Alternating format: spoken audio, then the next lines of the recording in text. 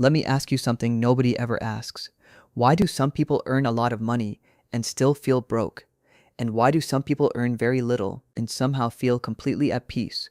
The answer has nothing to do with the numbers in your bank account. It has everything to do with what happened in your mind before you ever earned your first dollar. Today we are going to go deep inside the psychology of money. Not how to make it, not how to invest it, but why your brain thinks about it the way it does, and why that is the only thing that actually matters. Before you were 10 years old, your brain already had a complete money blueprint. A set of invisible beliefs about what money is, what it means, who deserves it, how it behaves. You did not choose these beliefs. You absorbed them, from watching your parents fight about bills at the dinner table, from hearing, "We can't afford that," every time you ask for something, from watching a rich neighbor and noticing how your parents talked about him. Were they impressed or resentful? That reaction, that tiny emotional signal, became part of your money blueprint forever.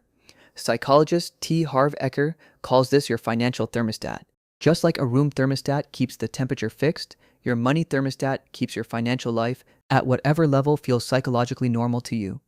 This is why lottery winners go broke within 3 years. The money changed, the thermostat did not. And this is why some people sabotage every opportunity they get. Not because they are stupid, not because they are unlucky, but because success feels psychologically unsafe to a brain programmed for struggle. There are two fundamental ways the brain can relate to money: scarcity mindset and abundance mindset. The scarcity mindset says, there is never enough. If someone else wins, I lose. Money is dangerous. Money changes people. Rich people are greedy. I don't deserve more than this. Money is dangerous. Money is dangerous, people. Rich people are greedy. Now here is what is terrifying about scarcity thinking. It is self-fulfilling. A 2013 study published in Science magazine by researchers at Princeton and Harvard found that scarcity thinking actually reduces cognitive capacity. When your brain is consumed by financial worry, it loses the equivalent of 13 IQ points. 13 points. That is the same cognitive loss as missing an entire night of sleep. So the people who need to think most clearly about money are the ones whose brains are working the least efficiently. Scarcity thinking also causes what psychologists call tunneling. The brain narrows its focus so tightly on the immediate problem that it completely loses sight of the bigger picture. You cannot plan for the future when your brain is screaming about today. This is not weakness, this is neuroscience. Now let's talk about something nobody wants to admit. Most of your spending decisions have nothing to do with logic. Researchers at MIT put it bluntly: buying decisions are made emotionally first and justified rationally after, every time. So what emotions drive spending? Number 1, sadness. Studies show that sad people are willing to pay up to 300% more for the same item than people in a neutral emotional state. This is called retail therapy, and it works for about 20 minutes. Then the guilt arrives and the sadness returns. But now you are also broke. Number 2, status anxiety. The fear of being seen as less than. This is why people buy cars they cannot afford, clothes that cost a month's salary, phones they put on credit, not because they need these things, but because their brain has linked these objects to safety, respect, and belonging.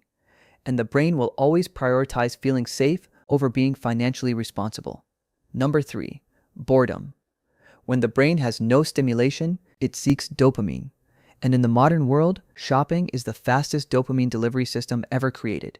One click, instant pleasure. This is not your fault. It was engineered to work exactly this way. So what is actually different about how wealthy people think? It is not IQ, it is not luck, it is not connections, it is their relationship with time. Psychologists who study wealth consistently find one pattern. Wealthy people think in decades. Poor people are forced to think in days. This is not a moral judgment. It is a cognitive consequence of scarcity. When you are struggling to pay rent, you cannot think about a 10-year investment plan. Your brain will not let you. The immediate threat is too loud. But wealthy people, freed from immediate survival pressure, can ask different questions. Not, how do I pay this bill, but what decision today will make my life easier in 10 years? The second difference is how they see failure. For most people, failure means stop. For wealthy thinkers, failure means data. Every failed investment is information.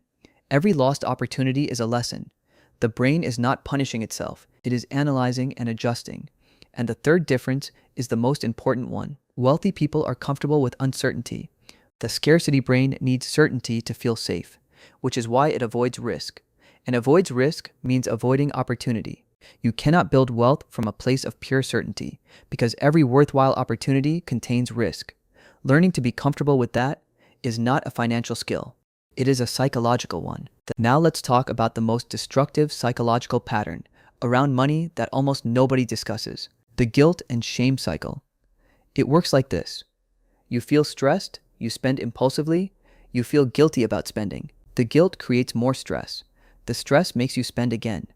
Psychologist Galen Buckwalter found that financial stress activates the same neural pathways as physical pain. Your brain literally processes money problems the same way it processes being hurt. And when we are in pain, we seek relief.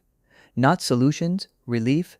This is why people in financial crisis often make their situation worse. Not because they are irresponsible, but because their brain is in survival mode, seeking relief from pain, not building long-term solutions. And then comes shame.